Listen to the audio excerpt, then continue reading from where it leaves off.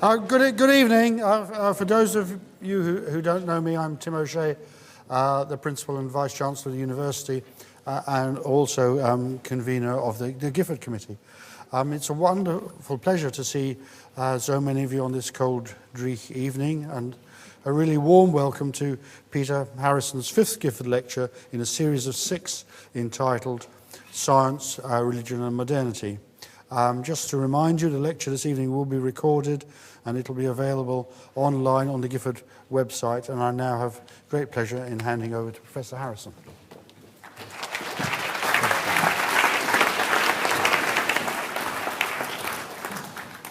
Well, thanks, Vice-Chancellor, and let me endorse that welcome to you on this cold and bleak evening.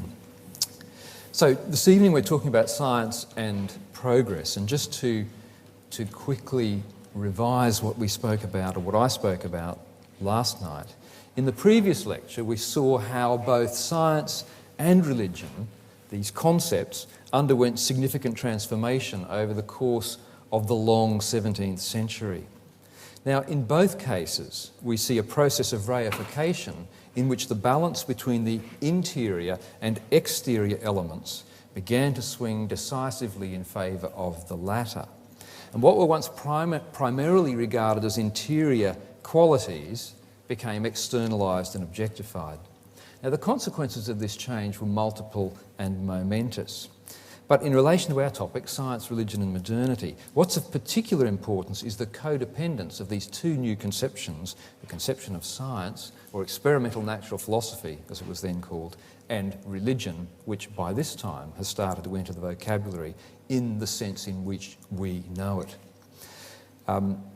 So the new science doesn't come into existence through an assertion of an independence from a religion, as is often thought to be the case, but it's reliant on religion in a number of ways, and we saw some of those ways last night. They are: it's reliant on religions for its presuppositions, for example, the specific case of laws of nature. It's reliant for the individual motivations of many of its practitioners, and we saw how, say, Kepler and Boyle and Newton, some of the chief architects of the scientific revolution, were motivated by religious concerns. It's dependent on religion for its guiding principles in the case of natural history, for example, that looks for beneficent adaptations and evidence of design in the natural world. And crucially, I think, it's dependent on religion for the values that underpin it and give it social legitimacy and, in essence, give it the kind of longevity that have got it to where it is today in the West. Now, if the new experimental science needed religion, as I've tried to argue, the new propositionally conceived religion came increasingly also to depend upon the new science. And this is precisely because of the ways in which this new science had made itself religiously useful. Now, in this lecture, what I want to suggest is that changes to our conceptions of science and religion in the early modern period were accompanied by a new understanding of progress. And one significant factor is the way in which early modern science self-consciously locates itself within a Christian understanding of history as part of a preordained reformation of knowledge, as a prelude to the end of the world, as a partial restoration to the human race of knowledge that had been lost at the fall, or as some element of all of these ideas. More generally, it can be said that the notion of progress represents a secularised Christian eschatology, and much has already been said about this by others, and I'm not going to dwell on it in any detail other than to point to it as a significant source of the idea of progress. What I do want to focus on in this lecture is the way in which this idea of progress, or perhaps more correctly, a distinctively modern idea of progress, emerges for the first time at this juncture in history and is intimately related to the changes to the conceptions of science and the conceptions of religion that we've discussed in previous lectures. Progress is understood to be a feature of the cumulative contributions of numerous individuals to a body of knowledge. Such conception of progress is only possible when both science and religion are entities that exist outside of the individual and of which doctrines and propositional components are the chief element. Now, as we'll also see in this lecture, other related concepts are also implicated in this new idea of progress. Most importantly, for our purposes, the ones I'm going to look at this evening are these four. We'll look at progress, we'll look at notions of usefulness and utility, we'll look at the notion of charity, the chief of the theological virtues, and then finally we'll look at this key idea, the notion of dominion over nature. And in each of these, what we're going to see is a decisive shift away from the formative and the personal to the progressive and the objective. One of the consequences of these transitions is the possibility of the new normative claim that science is progressive, at least in the way that progress is now understood, in a way that religion is not. And once the categories of science and religion become established in this way, the new understanding of progress lays the foundations for a range of typically modern claims about the superiority of science to religion, in this respect at least. Right. So let me talk about two concepts of progress to start with. Now, as we noted in the first lecture, for those of you who can cast your minds back to that, Thomas Aquinas has an idea about the growth of science as the development of a particular human capacity. So here he says, science can increase in itself by addition. When one learns several conclusions of geometry, the habit of science increases. So it's this notion of a habit. Yet a man's science increases, he says, insofar as one man is quicker and readier than another in considering the same conclusions. So the conception of progress we see here is one of personal growth and development. And it's interesting that if we search all of the uses of the term progress in Aquinas, almost invariably they refer to moral progress, the moral progress of the individual. Now, whereas medieval thinkers, then following Aquinas, tended to think of the increase of science in terms of personal growth, once science and religion have become reified entities, progress now comes to mean something quite different, namely the addition to and incremental improvement of an external body of knowledge. Now, it's often said that the idea of progress first appears in the West with the advent of modernity, and I think that's right to some degree. But another way of describing this change is to say, no, there is an idea of progress, but what happens to it is that it's relocated from the sphere of the individual into a historical realm that's now occupied by this reified idea of religion and a new conception of science or natural philosophy. Now, on the new understanding, progress will no longer be trammelled within the relatively short lifespan of the single individual, and the sciences will become identified with a quite different conception of human progress, now exemplified in a long-term and open-ended historical development. Now, the connection between these two conceptions of progress, individual progress and this long-term cumulative transpersonal one, is picked up in a rather nice metaphor by Blaise Pascal, who at this pivotal moment of historical transition lit upon the arresting image of a whole sequence of men being substituted for the growth of a single individual. So, as he says here, all mankind together make continual progress as the world grows older, since the same thing happens in a succession of men, in the succession of men as in the different ages of individuals. So the whole succession of men, he says, during many ages should be considered as a single man who subsists forever and learns continually, whence we see with what injustice we respect antiquity and philosophers. Now this, interestingly enough, comes in a preface to Pascal's treatise on the vacuum, because famously the scientific authorities, Aristotle and the gang, had said there is no such thing as the vacuum, and Pascal had established there is precisely this. If that's the case, if we know more than the authorities of the past, we're now seeing something that's looking like progress. Now, Francis Bacon had made a similar point. Just as we look for greater knowledge in human beings that are older, he says, so we ought to expect much more from the modern age than antiquity, for now, he says, we are stored and stocked with infinite experiments and observations. Now, one way of thinking about Pascal's new conception is to see it as the replacement of a spatial cosmic conception of the human being as a microcosm, the replacement of this by a new historical conception. No longer is the human being a universe in miniature, this conception that underpinned the moral cosmos of the Middle Ages, now the temporal span of the individual life represents the unfolding of history. So the individual is expanded in a different way, not cosmically, but now historically. And I'll come back to this conception of microcosm because its disappearance is one of the premises of this new historical understanding. Now, for both Pascal and Bacon, this confidence in the progression of human knowledge is directly related to the new science, which, to use Pascal's words, consists in experiments and not demonstrations. Again, I'll come back to demonstrations. Demonstration, after all, seems to assume the discovery of eternal truths that already exist, and the number of these is unchanging. Aquinas was to point out that this was true both of demonstrative science and of the articles of faith. So both science and faith shared this conception. However, matters of fact discovered by experimentation and cumulative natural histories suggest the rather different possibility of storing up a collection of contingent truths and one that's always capable of further augmentation. And this is why Bacon will say, somewhat hyperbolically, that we now have infinite experiments and observations. But this is open-ended in a way that eternal truths are not. So it's worth noting that for critics of the new experimental approach, and there are plenty of them, as we'll see later in the lecture, this accumulation of experimental knowledge was not philosophy at all, because, as I've said, it didn't involve engagement with eternal truths. To put it another way, it did not give rise to demonstrative knowledge, knowledge that was necessarily true in logical terms.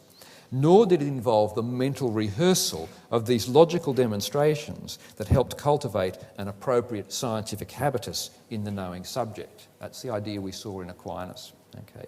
One Aristotelian critic of experimental philosophy, this is in the 17th century, contended that experimental knowledge was utterly incompetent or unable to beget science because, he said, it's merely historical, a narrative of particular observations and from which to deduce universal conclusions, he says, is against plain logic and common sense. This is, in essence, the logical problem of induction. Now, the underlying assumption of this criticism is the Aristotelian conception of science, where, not wanting to go into too much detail, but in the posterior analytics, Aristotle has a conception of science as explanation propter quid rather than quia, which is to say an explanation where we explain the effect from the cause and not the cause from the effect.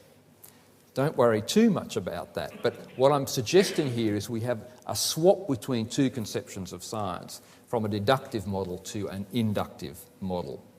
Now, this criticism was made, but in time, even the supporters of the new science were to openly acknowledge this and see it to some extent as a virtue.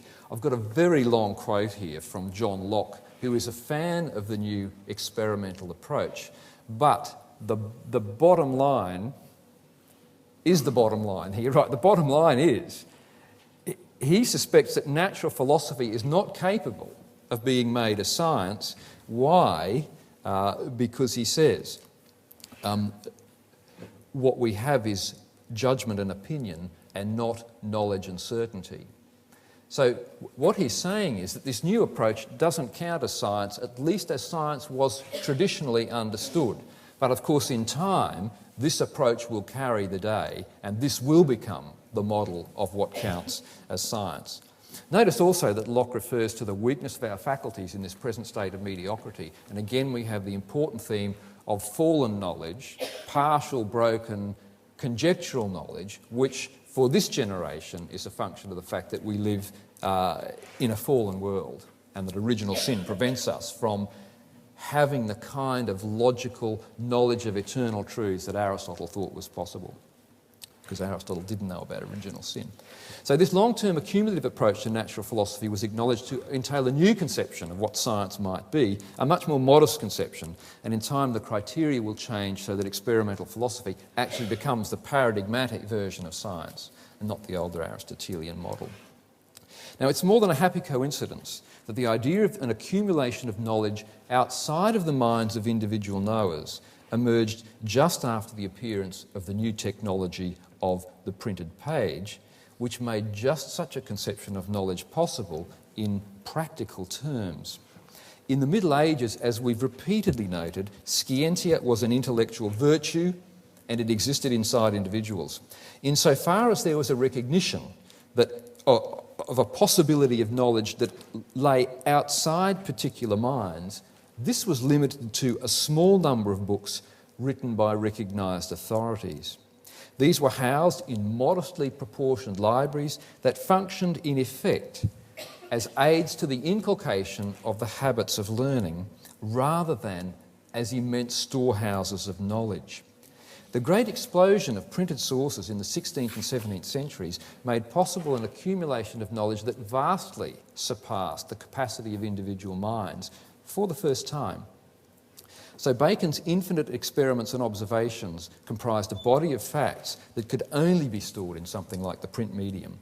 For many during this period, the growing disproportion between what could be comprehended within a single mind and the rapidly increasing catalogues of printed material was a cause of considerable anxiety, not simply on account of what we now call information overload, but because it necessarily brought with it a novel conception of learning that was inconsistent with the older understanding of the relationship between knowledge and the intellectual virtues. To a degree, I think a similar anxiety informs present-day concerns about the impact of new technologies on our habits of mind. So, for example, does easy and instantaneous access to information have a detrimental effect on children's attention spans? Okay. So, while the concerns of the 17th century at first blush may seem rather strange, they have a contemporary resonance. To return to the point, once knowledge is relocated into these new physical media, improvement and progress will pertain not to individual minds, but to this reified body of knowledge to which many minds will contribute and draw from. Now, since the sum of what can be known, as I say, now exceeds what can be contained with even the most capacious mind, it no longer made sense to justify the acquisition of knowledge primarily in terms of the role it plays in intellectual and moral formation. A finite body of knowledge would do that just as well. So now the usefulness of this ever-increasing pool of information is related instead to the general improvement of human welfare, understood primarily in material terms. This amounts to a major revision of the traditional goals of natural philosophy and of the end or use of the sciences. As we saw in previous lectures, Francis Bacon would speak of a natural philosophy directed toward the uses of human life. Descartes spoke similarly of, quote, the invention of innumerable devices which would facilitate our enjoyment of the fruits of the earth and of the goods that we find there, but also, most importantly, for the maintenance of health, which, says Descartes, and I'm quoting here, is undoubtedly the chief good and the foundation of all of the other goods in this life. So this conception of the usefulness of knowledge as contributing to material prosperity is what I want to move on and talk about now. So I'm going to talk, having talked about progress as cumulative addition to an external body of knowledge, now the usefulness of knowledge. So the new idea of progress brings with it a new conception of the usefulness of learning. Whereas learning had been primarily for the edification of the individual subject, now the expectation was that learning would be useful for the common weal, the common good. In our own age, which sees enormous investment in the sciences, not that those of us in the humanities resent that, and particularly those sciences thought to yield economic benefits, again whether rightly or wrongly, it's hard to imagine that there was ever a question about the superiority of knowledge that yields practical and useful applications. But we get some sense of the novelty of the connection between learning and practical utility by looking at early modern controversies over this very question. Now, many of you will be familiar with Jonathan Swift's savage satire on the experimental science of the Royal Society.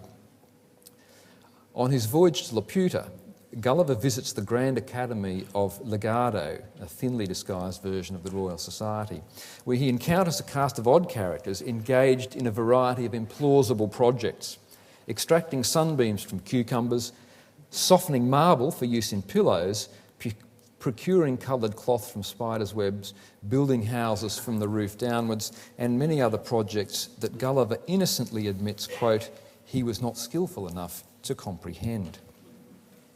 Now, Swift's derisory observations on the vanity of experimental learning might represent the best-known instances of attacks on the utility of experimental science, but these attacks were neither unprecedented nor uncommon. So going back to the century before, James Harrington had written of the Oxford Experimental Club, the crucial precursor to the Royal Society, that, quote, they were good at two things, diminishing a commonwealth and multiplying a louse. And the reference here, of course, to the great microscopic work of people like Hooke, who did produce these beautiful drawings of the head louse. The Oxford divine Robert South, similarly unimpressed by the microscopic investigations of Robert Hooke, Henry Power and others, observed that members of the Royal Society can admire nothing except fleas, lice and themselves. Charles II, despite being patron of the Society, was said to have laughed mightily at the exploits of the early fellows, who in his view were preoccupied with the weighing of the air. And this is a reference here to the famous air pump of Boyle and notions of the air pressure, which is quite serious scientific work, obviously. Now, that these criticisms had a significant public resonance, I think, is evident by the success of Thomas Shadwell's play The Virtuoso, which opened in Dorset Gardens in 1676 and was revived many times over the course of the next 20 years. Shadwell cleverly personified the ambitions of the fledgling Royal Society in the enduring character of Sir Nicholas Gimcrack, who, anticipating Swift's academicians, was engaged in a number of fanciful experimental projects, most of which can be mapped directly onto contemporary projects of the Royal Society. Gimcrack took special pride in the fact that, quote, we virtuosos never find out anything of use.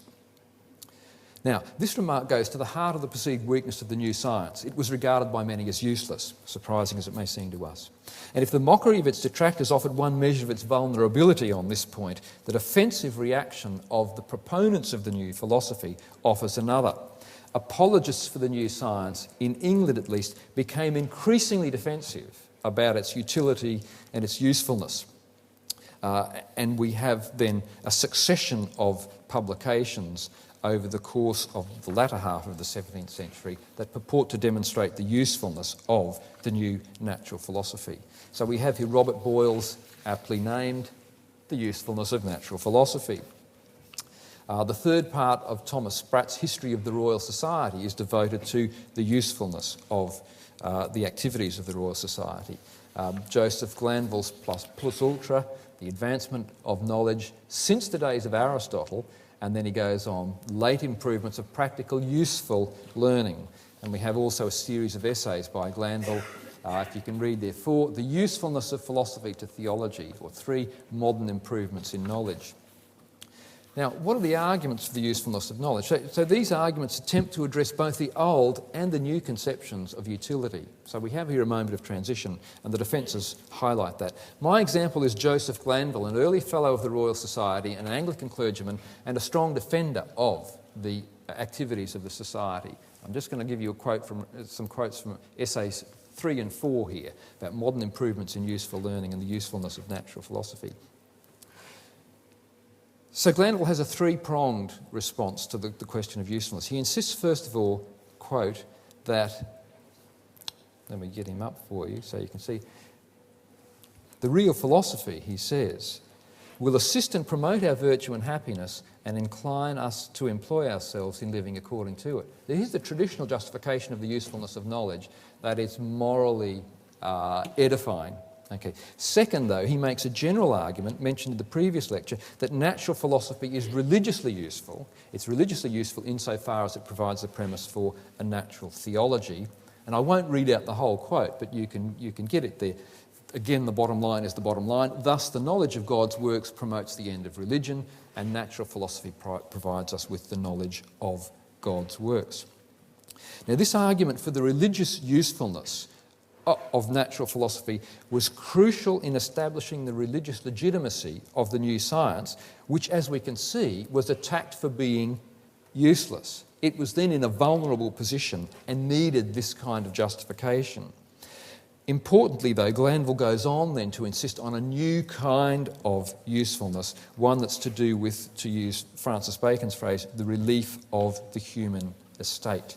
And so Glanville says, it was observed by the excellent Lord Bacon and some other ingenious moderns that philosophy, which should be an instrument to work with to find out aids that Providence has laid up in nature to help us against the inconveniences of this state, and to make such applications of things as may tend to universal benefit. So here's the argument for the practical usefulness.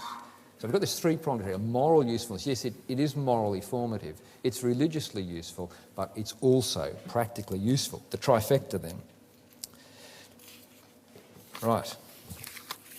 Now, if we ask ourselves what's changed since the 17th century, to bring about a dramatic reversal in the perception of usefulness, so now we tend to think about this and nothing else, it's not what has changed. It's not primarily, I think, that our science yields practical benefits in a way that early modern science did not, although this is partly true. More importantly, I think a profound change has taken place in what counts as useful knowledge, a change in which the moral and religious elements to which Glanville alludes have simply dropped out of the frame, and the goalposts then for what counts as useful knowledge have shifted.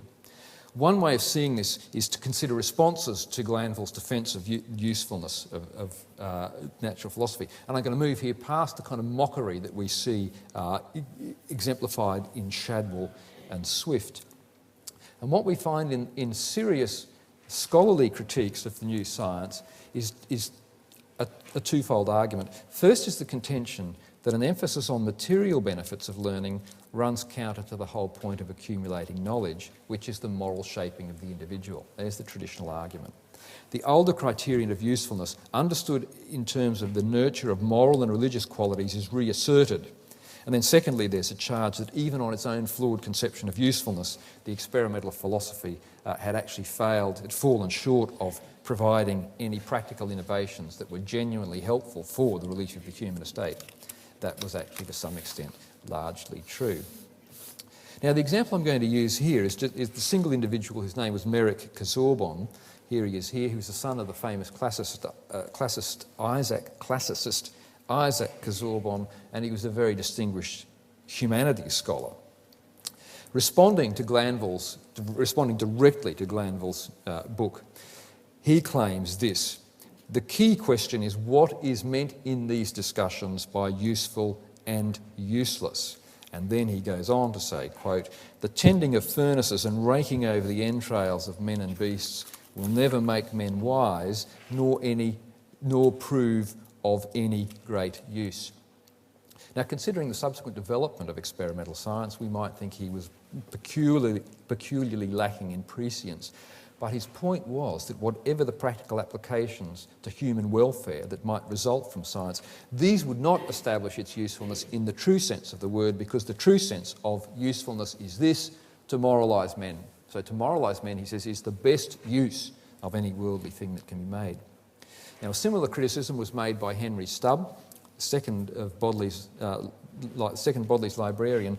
Stubb argued that the pursuit of experimental science was incapable of producing, quote, that moral discipline which instructs us in the nature of virtue and vice, of distributive and commutative justice, humane actings and the due course, as well as the exorbitancies of our passions.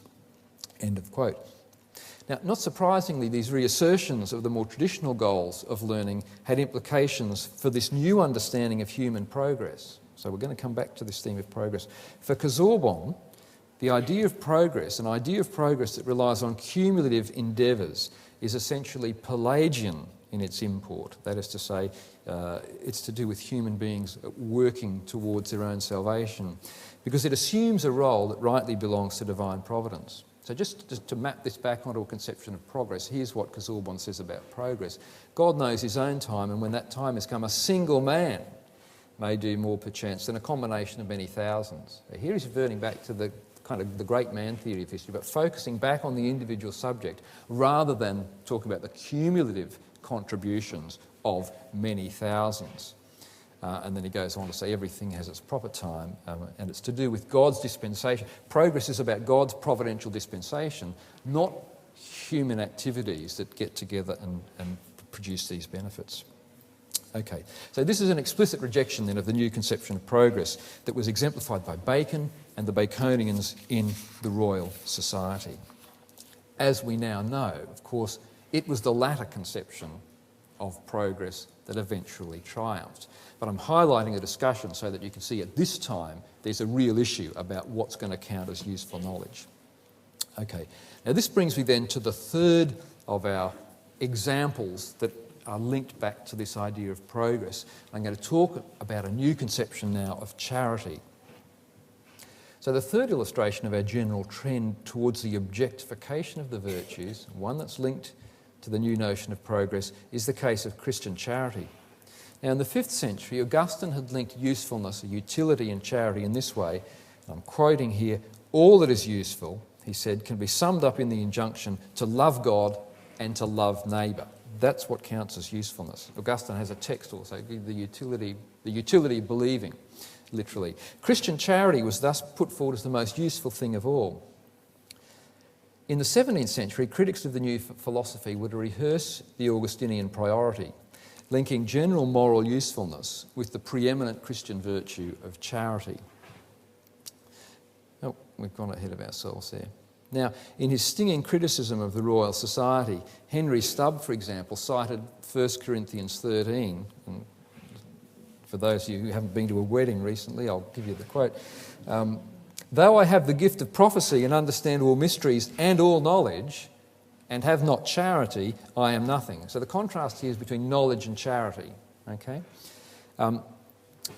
The response of the practitioners of the experimental philosophy was not to deny the importance of Christian charity, but to argue that the twofold injunction, love of God and love of neighbour, was actually satisfied by the new scientific enterprise. The former, love of God, because it uncovered evidence of divine wisdom in the frame of nature, thus promoting the love of God. The latter, because the material contributions of science were understood to be nothing more than manifestations of neighbourly love. So charity is a central theme in Bacon's case for a new kind of philosophy, as I've already given you a preview of. Bacon says the true ends of knowledge are not for the pleasure of the mind, not the old traditional philosophical conception, but for the benefit and use of life, and that they perfect it and govern it in charity. So here's his notion of what charity is. Not so much a virtue that's to be cultivated or infused, but something that consists in action. And it's made possible by the new philosophy. So Bacon's own rendition of the twofold injunction, love God and love of neighbour, refracted in his advocacy of the new philosophy is that neighbourly love is the glory of the Creator and the relief of man's estate. Elsewhere, love of neighbour is alternatively rendered by a new English word that Bacon himself coins, philanthropy. Bacon describes philanthropy as, quote, "the greatest of all of the virtues and dignities of the mind. It is nothing less than the character of the deity. It's a form of goodness that equates to the theological virtue of charity." Okay? So insofar as the new science then is directed towards the relief of man's estate, and this is for Bacon its true aim, a true end, it becomes then the very embodiment of Christian charity. Big long quote here again. And again, we see Bacon referring back to the divine giving of dominion of human beings, giving of dominion to human beings over the natural world. And the purpose for which God does this, says Bacon in this quote, is, there it is, the benefit and relief of the state and society of man. And then he goes on to say, here's the scriptural quote, "Knowledge blows up, but charity builds up. This is charitable knowledge, the kind of knowledge that gives rise to benefits in human welfare." Okay, if we're just interested in promoting, in developing our own virtues, that's the knowledge that puffs up or blows up here. Okay, I think the authorised version has puffeth up. Right. Bacon thus resists one obvious reading of this passage that suggests that knowledge itself puffs up, by claiming that scientific knowledge is exempt from this biblical censure precisely because of its potential to ameliorate the infirmities that attend the human condition. But what he's attempting to do here is to align the traditional philosophical quest, one that focused on the moral formation of the individual, with this puffed up knowledge. So that Aristotelian stuff was precisely what's being condemned. That's what he wants to argue in the biblical passage. So in one sense, he endorses the Augustinian priority, and in another, he represents a significant departure from it. There's also an incipient Pelagianism here. As we've seen, Bacon regards human infirmity as resulting from the fall, and the need to relieve the human estate is a direct consequence of the primeval defection of Adam. Science is thus depicted as offering a means of human redemption alongside religion. And religion is assigned the complementary task of redressing the moral corruption that results from the fall. Science establishes our dominion over nature that we lost as a consequence of the fall. Now, Bacon's successors in the Royal Society made precisely these connections between science and charity in their defences of the usefulness of their activities. So, these responses to questions about the usefulness of scientific knowledge offer an insight into a significant historical transition. There remains in these discussions a precarious balance between the formative and the utilitarian aspects of knowledge. This is reinforced by appeals to the familiar religious dichotomies: faith and works, love of God and love of neighbour, edification of the soul, preservation and maintenance of the body. But in these defences, I think, is also the incipient possibility of the tipping of the balance in favour of one side of the dichotomy, and this is partly owing to the fact that the arguments for the moral usefulness of science, and this is the claim that we see in Glanville, for example, these were themselves premised on a conception of the moral order of nature that ultimately proved incompatible with what the new philosophy was showing about the natural world. They were, in essence, echoes of the traditional argument of the kind that we heard in Ptolemy, for whom the study of the cosmos reforms human nature and reduces it to a spiritual condition. These arguments became increasingly less persuasive because the brave new Copernican world was so far removed from the cosy medieval Ptolemaic world in which moral meanings and theological meanings were inscribed upon the cosmos. Blaise Pascal seemed presciently aware of this, famously remarking that, quote, "the eternal silence of the infinite heavens fills him with dread." The vast expansion of the cosmos, the very idea of empty space that Pascal had pioneered, the evacuation from nature of its transcendental meanings and indeed its causal efficacy, all suggested a mute universe that of itself offered no moral guidance to those who studied it. Pascal's considered remark was perhaps an anticipation of a common present-day scientific sentiment, memorably encaptured by Stephen Weinberg in this bleak assessment, quote, "the more the universe seems comprehensible, the more it also seems pointless." So the origins of that conception, I argue, are in this, the outcome of these discussions about the usefulness of knowledge in the 17th century. Third then, this is fourth, self-dominion or dominion over nature. So this is our last section, but the conclusion is longish. So there's one more conception that I want to explore in setting out this new, sort of exploring this new impersonal conception of progress. It too is a familiar Christian conception, biblical conception, that of dominion over nature. And at this time, this notion is reconfigured in the now familiar pattern from being primarily an internal matter to one that's redirected out towards the natural world.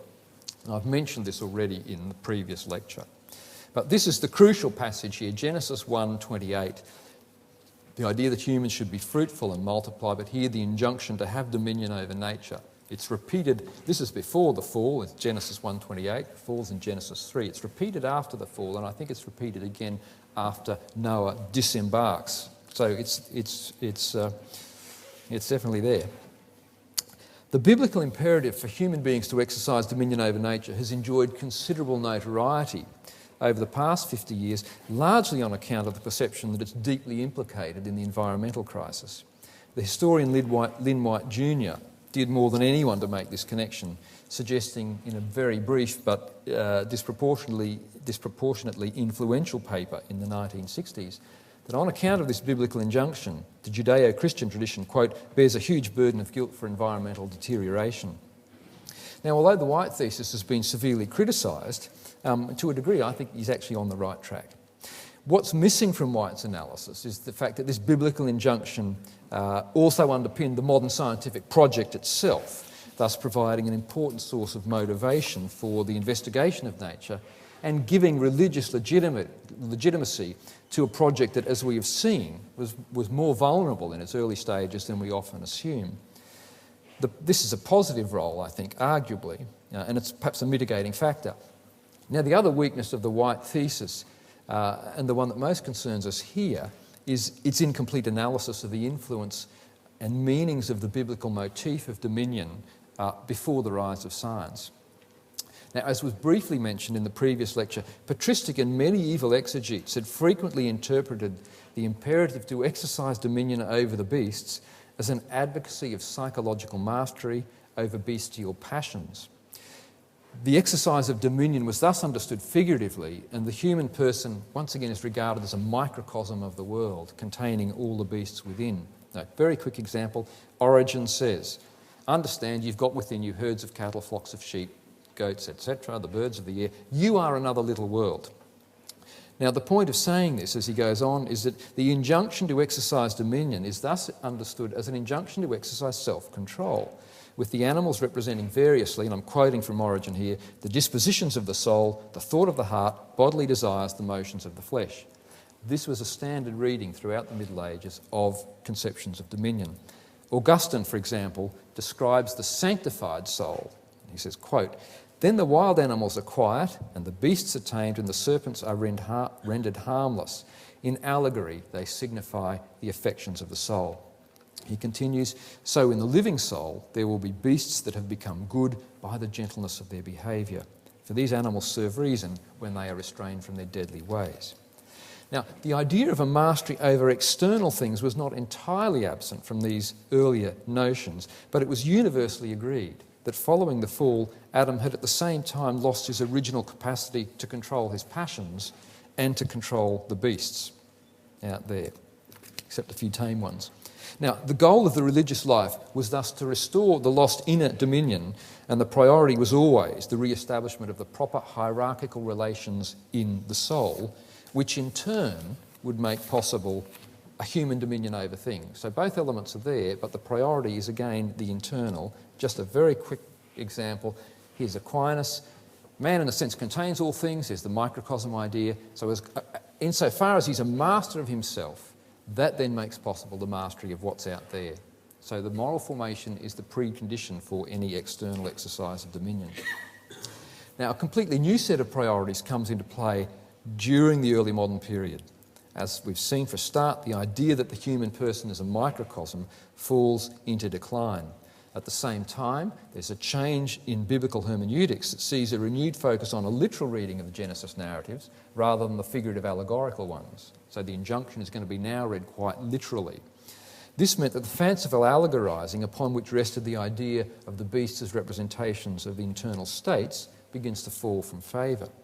As a further consequence, dominion over nature was increasingly understood as an exercise of literal control over the natural world. And once again, Francis Bacon offers us a very instructive example. He goes to say that the injunction "have dominion" was to be satisfied by the accumulation of scientific knowledge. Quote, by digging further and further into the mine of natural knowledge, human investigators will extend the narrow limits of man's dominion over the universe to their promised bounds, says Bacon. And here's the quote that we looked at very quickly last night, which again makes this point that dominion over nature is now to be understood in terms of supplying man with bread, that is, to the uses of human life. And so we have there the shift from the internal conception of dominion to the notion of a literal mastery of the natural world. Now notice that whereas Aquinas had suggested that the moral and religious task of self-mastery would provide the means for a re-established dominion over nature, Bacon keeps these two things quite distinct. Religion and faith offer the means of redressing the psychological damage wrought by the fall, but it's the arts and sciences that are to be pursued if we're to reattain our literal mastery of nature. Now, the theme of restored dominion over nature became a commonplace in early modern justifications of the new science. So again, it's important for the science to establish its religious legitimacy, and it does this by presenting itself as a fulfilment of the biblical injunction to exercise dominion. So Thomas Spratt, later bishop, a key figure in the early Royal Society and author of this somewhat premature history of the Royal Society that appeared in 1667. The Royal Society itself was founded formally in 1662. But this history is, in essence, a justification of the activities of the Society. Thomas Spratt writes then in his history that one of the objectives of the Fellows of the Society is to establish, quote, dominion over things. Joseph Glanville, who we've already talked about, was to say this, that the new philosophy affords ways of captivating nature and making her subserve our purposes and designments. This, he confidently asserted, would lead, quote, to a restoration of the empire of man over nature. So for Glanville, it was a religious imperative that nature, quote, be mastered, managed and used in the services of human life. And these services would include, quote, the accelerating and bettering of fruits, emptying mines, draining fens and marshes. Lands, he said, may be advanced to scarce credible degrees of improvement, and innumerable other advantages may be obtained by an industry directed by philosophy and mechanics. Philosophy was never so useful. Now, the point, I think, need not be laboured further, so I won't labour it further. In the early modern period, the motif of dominion over nature is reconfigured in a similar way to these other ideas we've looked at: progress, utility and charity. Again, what we witness is a shift of emphasis from the interior psychological aspects to the external world.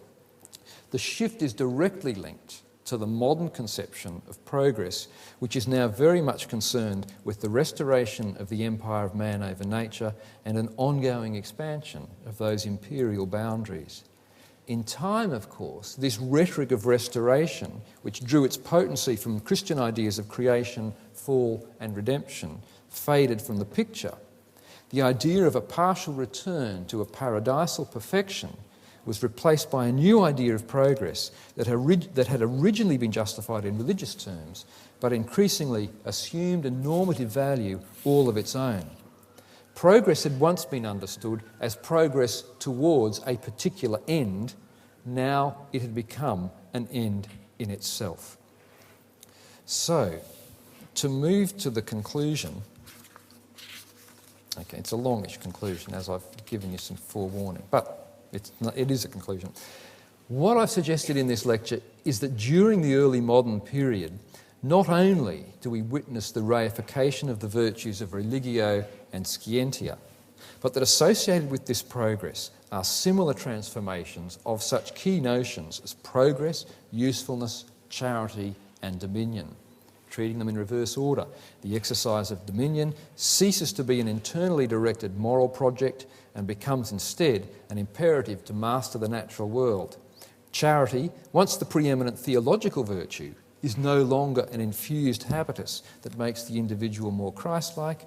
Rather, it starts to become something that looks like charity in the modern sense, the sum total of a number of beneficent acts that promote material welfare.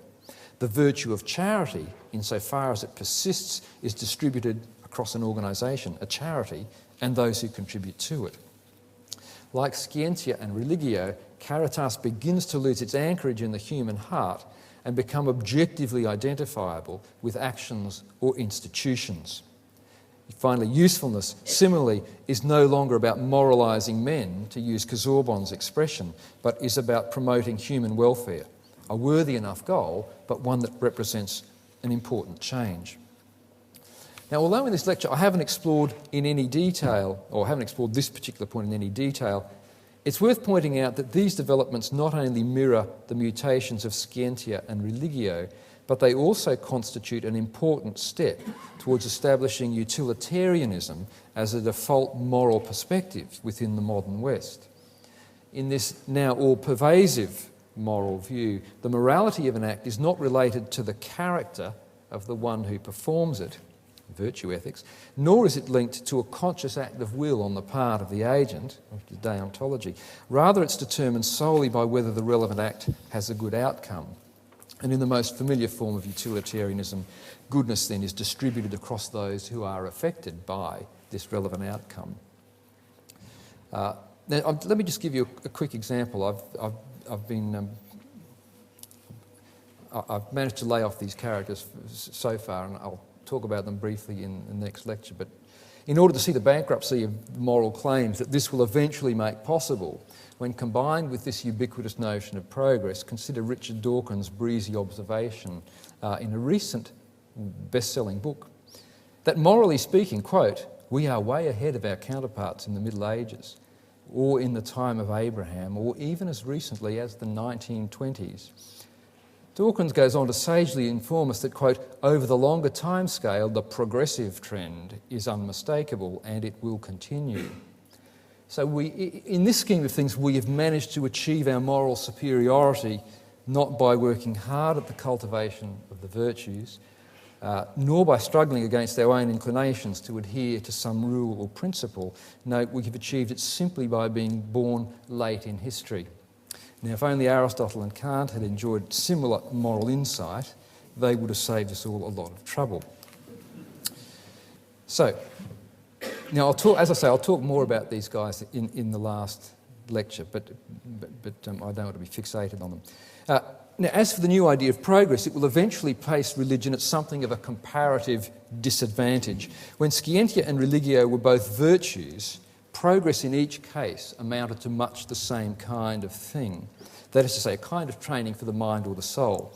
When science and religion become reified in a way that privileges doctrinal content or propositional content, progress is going to be something quite different in each case. Viewed simply, the doctrines of the Christian religion cannot be indefinitely augmented in the way that the doctrines of science can, since there's a degree of finality and sufficiency in the original deposit of revealed truths, at least in theory. Now, this may have seemed like a positive quality, that we have a set of eternal truths that are unchangeable when compared to an ever-changing body of knowledge where what's true today is questionable tomorrow. But from the 18th century onwards, the idea of progress is one that tends to be associated with science and tends to favour rather the prospect of an open-ended and ever-increasing, albeit changing, body of knowledge. And indeed, many are going to argue that our conception of progress is in essence indistinguishable from the progress of science. So George Sarton, one of the leading historians of science of the previous century, thus contended that the history of science is, quote, the only history which can illustrate the progress of mankind. And very often in this scheme of things, religion provides the contrast case. Religion constructed as a propositional and doctrinal thing. Now, when history is reconstructed in the light of this conception, which holds that there is a certain inevitability to progress and identifies progress with science, the question of science's origins and development is typically framed not in terms of the unique and contingent conditions that make possible the emergence and persistence of science, which is how historians like myself tend to approach this question about the origins of science. Rather, the question is posed in this way. Given its intrinsically progressive nature, what are the factors that throughout history have inhibited the natural progress and development of the human spirit in the scientific direction? And enter here the construct religion, which is given this role.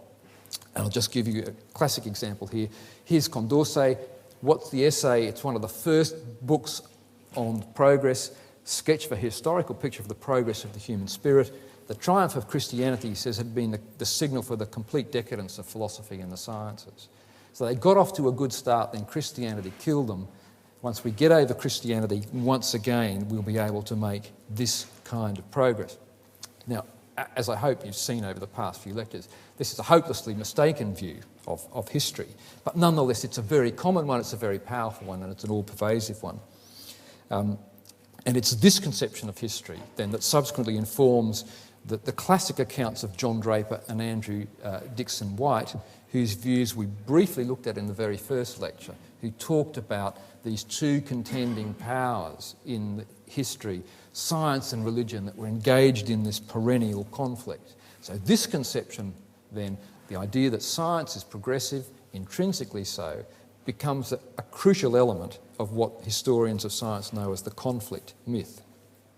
Now, as I've said, there are few present historians of science who subscribe to this crude historicism, but this pattern nonetheless informs many present-day conceptions about the future of science and religion as an inevitable byproduct of the way in which people conceptualise science as uniquely progressive and religion as propositional. Conflict is regarded as inevitable, and it's regarded as a zero-sum game. There will only be one winner. Usually, for proponents of the notion of conflict, the assumption is that religion will eventually succumb to science. So one of the UK's most prominent scientists, neurobiologist Colin Blakemore, puts it rather starkly. Science, he says, is the biggest challenge Christianity has ever had to face, and eventually it will make religion unnecessary. Now, as a historian, I must say I don't think so, and why I don't think so will be one of the topics that we consider in the final lecture, which is on Thursday, Religion and the Future of Science. Thank you.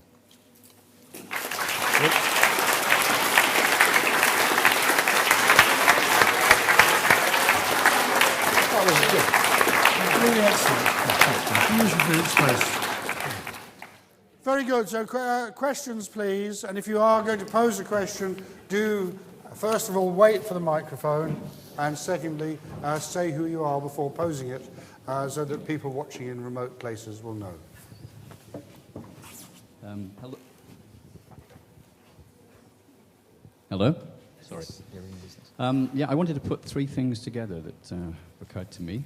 One is the idea of, which you haven't mentioned so far, religio as reconnecting, and I wonder what that reconnecting is with. I want to connect that to asking what your interpretation or what the significance is of the picture which appears each evening. Is it by flood? Something to the kind of hermetic? Yeah, it is. It's the frontispiece to the... Right, I thought it was, yeah. And then thirdly, St. Paul's speaking of the creature, in my own words, groaning in travail, waiting for deliverance by the sons of men. I wonder whether you think there's any connection between those three things. Okay, yeah, look, I'm not sure. I haven't talked about the etymology of the term religio, but I mean, one of it's this idea, it's ligare, to bind, from which we get ligature, and then the re means to bind again.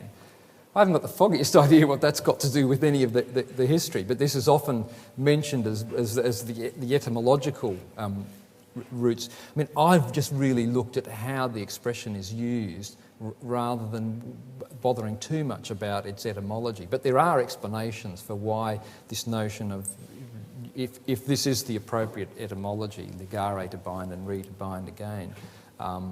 So, yeah, I don't want to speculate too much about that, but in a way, what I've been, it may seem I'm obsessed with the terminology, but what I'm interested in is the use rather than the etymology.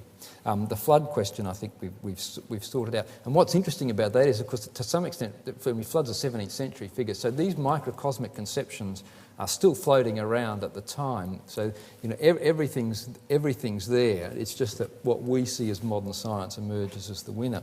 And then the Pauline conception of the creation groaning. Yeah, I mean, this in a way is a rehearsal of the idea in Genesis 3 that when Adam falls, there's a cosmic fall. So everything starts to fall to pieces.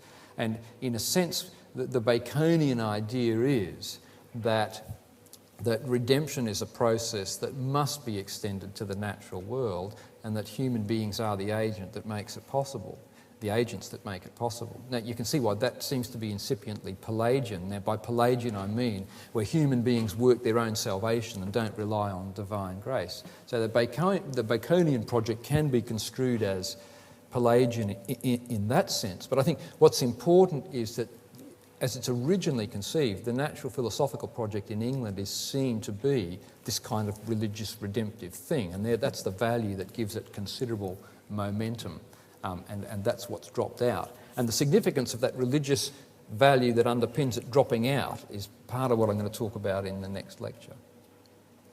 Good. Next question is there.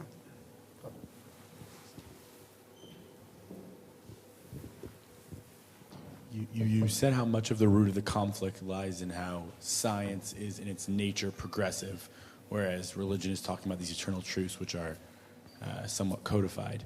But what about this notion in modern religion that while scripture is certainly codified and many religious laws are codified, there's still ever-evolving philosophy, interpretations of those eternal truths, applications of the morals and ethics and so on. So in that ways, while perhaps the basis is codified, but there can be progressive interpretations. Is that any more codified than the world around us hasn't really changed, but just our understanding is evolving? Yeah, okay, it's a good question, because in a sense what I've addressed myself to is how is it that religion is perceived in relation to the sciences, and it's perceived to be static where the sciences are perceived to be progressive. Now your question is it really static? And I think this problem was addressed by the Church Fathers who had to take this on. Certainly we've got Newman's famous notion of the development of Christian doctrine, where Christian doctrine is seen to be an organic notion. And some people in fact argue that it's this progressive notion actually then goes back to inform biology. So in a sense you're right to say that this is a caricature, and I'm not endorsing this as what religion really is like.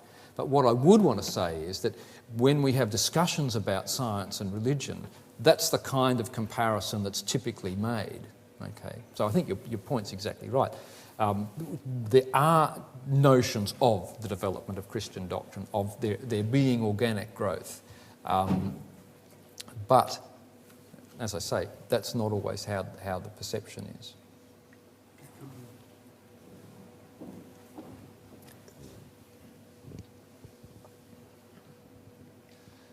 I hope this is a brief question on really the motivation of scientists rather than anything else.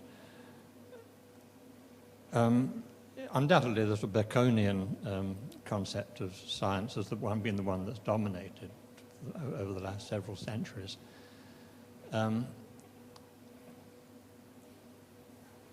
But I'm wondering to what extent this actually motivates the scientists who are participating in the enterprise. Yeah. I came across the rather attractive quotation from Aristotle that it is because of wonderment that men, both now and at first, start to study philosophy. Mm. And I think there is this sense of wonderment and engagement within a process which is not at all utilitarian in its basis. Yeah. Yeah, I mean, I think you're exactly right. I mean, we have this wonderful quote from Aristotle, which I think the opening lines of the Metaphysics, where he says wonder is the beginning of philosophy. In a sense, you might say the motivations of scientists are still along those lines. I think one of the difficulties with contemporary science is the disconnect between what it is that motivates individual scientists and the policies of government that are directed towards utilitarian outcomes. And I'm not sure whether I'm going to talk about this, well, I'll find time to talk about this next week, but when we talk about the difficulty that science has in attracting people to do it, part of it is precisely because it's constructed in such a utilitarian way that it tends to crush the motivations of those who would be most attracted to do it. Because if you're attracted by wonder, you're not going to be interested in outcomes in the way that the social demand is now placed on the enterprise. So I think it's an excellent question. I mean, as to the issue of motivations generally, I think these motivations are difficult to discern, and I think many early modern natural philosophers are indeed motivated by religious considerations. Not all of them are, because these things vary from individual to individual. But again, I think you're right to say that that we need to distinguish motivation with how the usefulness and utility of an enterprise is constructed. Yeah, you're not going to get a research grant for pursuing wonderment. Well, no, this is a problem with blue sky research. It's impact. We need to have impact. That's what we need for all of our research. And I hope you're all on board with that. Right, and then the gentleman at the back there, just before the camera.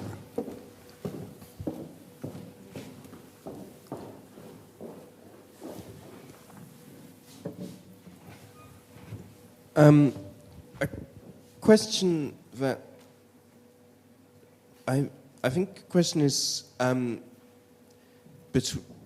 like to explore sort of relation between, say, the account and a historical actor gives of their activities and a sort of modern or the historian's account of the activities,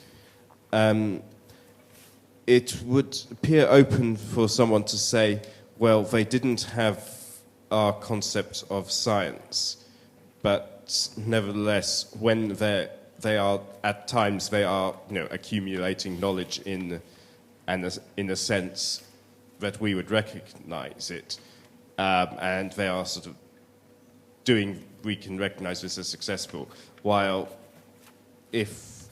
where they are sort of attempting to cultivate their soul by contemplating the heavens, they don't seem to be noticeably successful. They don't seem to be noticeably successful or failure in doing this. So we can therefore say that actually our concepts, we can in that case, map our concepts back onto what they're doing and saying we're giving a more clear account of what they're doing than what they had. Right. How would you respond to that? I'd comment on that, yeah. I mean, I think we need to be very wary about thinking we know better what people are up to than they know themselves. And I think increasingly in the history of science, the historiography has been to try and explain things in terms of the actors' categories. In a sense, that's precisely what this whole exercise has been about over these 6 lectures. And what I've said is, we can use our present maps and we can detect things in the geography of the past, and we can impose our maps on that. We can say Ptolemy's doing astronomy, right? There's no problem with doing that, and that's how history of science was conducted in the first half of the last century. But it's a complete distortion to do that. We simply don't understand what's going on. When Ptolemy says at the beginning of the Almagest, which of course is a wonderful scientific document in our terms, when he says, the reason I'm studying the heavens is because I want to align my internal motions with the motions of the cosmos, I think we should believe him. And I don't think we should say, no, that's not what you're doing, you're just doing astronomy as we understand it, right? So in a way, your question goes to the whole of what I'm attempting to do here, is that to get insights into what's going on, to understand holistically what all of these things are connected to, we've got to listen to the historical actors. And the problem of the history of science, less so now than it's been, has been simply to go, there's the scientific bit, let's extract that. Now, historians of science, philosophers are hopeless at it. Right? Philosophers still don't seem to have got the message that, historians of philosophy are always telling them, right? But when they look at philosophy in the past, they extract doctrines and arguments. They don't understand context. So that revolution is yet to happen, right? But you know what I think about the history of science. Very good. Next question, please. Oh, there's a philosopher up the back. Yeah, I Professor Howell. Well, this was... actually, I did have a question. Just on what you said about philosophers and the history of philosophy. It was, of course, a famous subject of dispute between Gilson and Maritain in the reading of, say, medieval philosophers, precisely that Gilson emphasized, and in his writings on Descartes. It was really Gilson who first brought to our attention the extent to which Descartes is working within the scholastic tradition. So, I mean, it would be quite a little ungenerous to say the philosophers, because in fact this debate begins within philosophy in the 20th century, in Gilson's reading of Descartes and others. But sorry, what I was going to ask you was just this. You made something of, I mean, quite rightly so, as the players themselves did, of the opposition between the new experimental method and the Aristotelian conception of science, on the grounds that the Aristotelian understanding is demonstrative. So it's a deductive system in which we start from axioms and then deduce the various elements. And on that basis, we proceed from cause to effect. And as you said, the modern, in this sense, modern view is that no, we infer causes from effects, and the experimental methods enable us to do that. But that can't be quite right. I mean, that won't give you opposition to Aristotle, because if Aristotle's first principles are not themselves innate, they are themselves acquired. Yeah. And Aristotle has an empirical account of how we come by those first principles. Yeah. It's his theory of concept formation. Yeah. It's abstractive induction. Yeah. So we see the general in the particular. And that may involve something like looking at many instances. It's a contingent fact how many instances you have to look at. Yeah.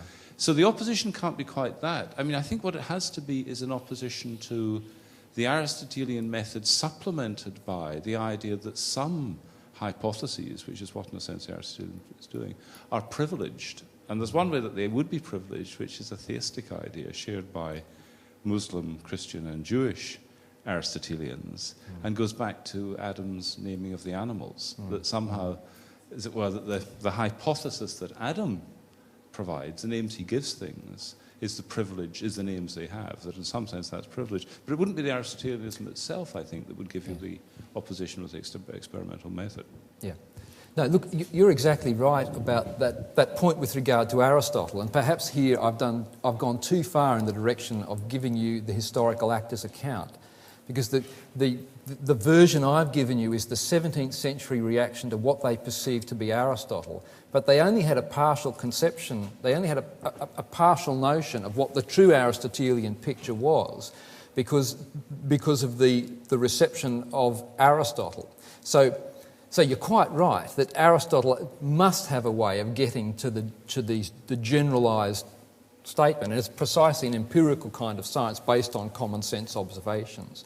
But there was a 17th century prejudice that was based on the fact that we didn't have a complete Aristotelian picture, and it did seem like you've got this quite odd demonstrative system that doesn't seem to be grounded sufficiently enough empirically. So you are exactly right. But perhaps the other thing to say about the 17th century critique of Aristotle was that insofar as Aristotelianism was understood to be based empirically, it was far too uncritical.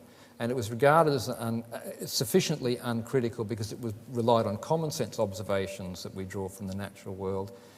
And in my view, the 17th century is critical of that because we need to be sceptical about what our senses tell us, because they're fallen senses and the world has itself fallen away from its original perfection. Aristotle knew none of that. And so you get this explicit line in the 17th century that even the empirical grounds upon which Aristotelianism has been constructed is faulty because it's too uncritical. But I think your general point is absolutely correct, that the Aristotelian system is quite sophisticated, much more sophisticated than its critics in the 17th century gave it credit for. Gentleman in the check shirt there, yeah. Good. Thank you, Professor. You spoke about the change from eternal or immutable truth to contingent or relative truth. I was just wondering what impact that has had on things like human virtue, human morality, and human meaning. Well, it's a very general question. I'm not quite sure where to could you just say a bit more about what you're after? I think personally I'm quite interested in the idea that where morality comes from, and whether that actually comes from the eternal itself or the immutable itself, and whether if having changed to a contingent understanding of things that has impacted on our morality or understanding of virtue. Okay, yeah. Okay, there's a lot of work, there's a lot of connections in moral philosophy that I have to work on in this, but one possible link I think here is the notion of the importance of contingent divine. The connection I can see is the importance of contingent divine commands as providing us a source of moral guidance, as opposed to a traditional natural law conception, and an experimental natural philosophy that relies on laws of nature that are explicitly arbitrary and dependent on the will of God. There's going to be a direct parallel with that understanding of how laws of nature, there should be a direct parallel between how that understanding of laws of nature works and how an understanding of moral imperatives works. Okay, that's in theory how it should be, but it gets kind of messy because people who are voluntarists, that is to say, people who believe that the laws of nature are to do with divine arbitrary commands, some of them subscribe to a natural law theory of morality, which you wouldn't expect. So there's work to be done on this issue, but that's the kind of connection that you'd expect to find. So that's probably the best I can do in terms of answering your question.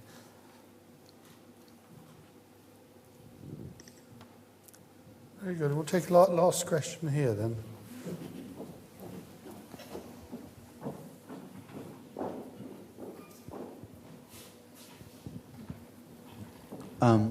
I was really interested in your analysis of sort of looking at Pascal and the transition to a historicized notion of progress. And I was wondering if you'd be willing to expand that a little more generally, to say that the rise of empirical science as we now know it, since it so substantially leveraged the notion of progress in order to gain social sanction, would you say that inherently Judeo-Christian emphases on historiosity and enfleshment and salvation history, which were present in the 17th century and were not, for instance, in, say, the Roman Empire at its height, where that science was itself dependent on those notions in social consciousness in order to arise? Yeah, I mean, this is the whole element that I didn't address. But you can see already, insofar as science is perceived to be a means of overcoming the damage wrought by the fall, you've already got the Christian salvation story underpinning this notion. Now, what I didn't talk about was the other end, which is the eschatological elements. And the eschatological elements are key in the 17th century, where the great efflorescence of scientific activity is perceived to be a prelude to the end of the world. So in the middle decades of the 17th century in this country, the country south of here, whatever, in England, this great efflorescence of scientific activity is perceived, as I say, it's understood in quite explicit eschatological terms as the flourishing of knowledge before the end of the world. And this is already in the frontispiece of Bacon's Advancement of Learning, where he quotes the Vulgate version of Daniel, "Many shall go to and fro, and knowledge shall be multiplied." And he relates this to the voyages of discovery, but also to the apocalyptic vision of Daniel that sees this as a prelude to the end of the world. So that is a crucial part of it. And then, the line that you find in historians like Carl Lerwith is that the notion of progress is really a secularised Christian eschatology, and even you can put Marx into that, and you can put Hegel into that. So these big conceptions of a directionality in history, that the historicism is, in some version, a disguised Judeo-Christian linear conception of history. So that's a very general answer to your question, because it's an issue that I haven't explored here because I wanted to limit progress to my theme, which was about moving from the interior to the exterior. But there's a lot of stuff on that. I mean, Becker's Heavenly City of the 18th century historians is a classic example where he sees Enlightenment notions of progress as precisely this secularised Christian eschatology. Yeah. Very good, and that's been a really superb question and answer session. So let's thank Professor Harrison again.